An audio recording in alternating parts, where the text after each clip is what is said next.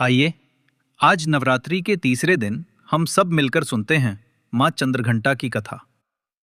ये कथा हमें न केवल माँ के दिव्य स्वरूप से परिचित कराती है, बल्कि ये भी सिखाती है कि भय और अन्याय के सामने साहस के साथ खड़ा होना ही सच्ची भक्ति है।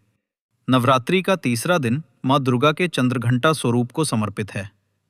माँ का ये रूप अत्यंत दिव्य और तेजस्वी है।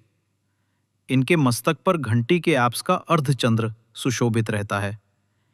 इसी कारण इन्हें चंद्रघंटा कहा जाता है।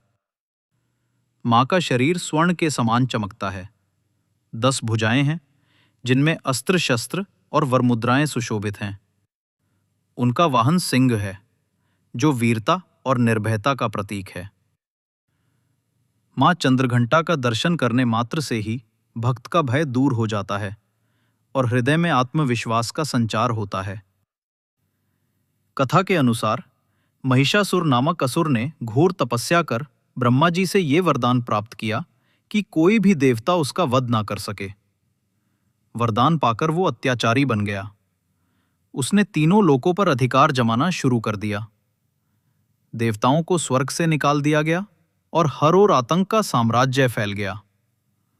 असुरों का अत्याचार इतना बढ़ गया कि देवता भी असहाय होकर मां आदि शक्ति की शरण में पहुंचे।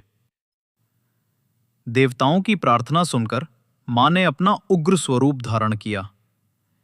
ये था मां चंद्रघंटा का स्वरूप। जैसे ही मां सिंह पर सवार होकर युद्ध भूमि में पहुंची, उनके मस्तक पर सुशोभित अर्धचंद्र से उठी घंटानाद की ध्वनि गूंज उठी। ये ध्वनि इतनी भयानक और शक्तिशाली थी कि असुरों की सेना भयभीत होकर कांपने लगी।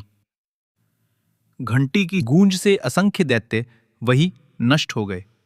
मां ने महिषासुर से भीषण युद्ध किया और अंततः उसका वध कर दिया। इसी प्रकार मां ने देवताओं को उनका स्वर्गलोक वापस दिलाया और संसार में धर्म की स्थापना की। मां चंद्रघंटा की पूजा का महत्व बहुत गहरा है। उनकी उपासना से साधक को आत्मबल और साहस की प्राप्ति होती है। जीवन की कठिनाइयों से मुक्ति मिलती है और भय समाप्त होता है। मां चंद्रघंटा हमें ये संदेश देती हैं कि जब अंधकार और अन्याय बढ़ जाए तो हमें भी निर्भय होकर धर्म और सत्य का साथ देना चाहिए।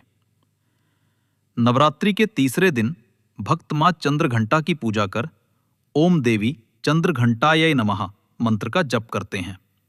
ऐसा करने से साधक को आंतरिक शक्ति मिलती है, शांति की अनुभूति होती है और जीवन में विजय प्राप्त होती है।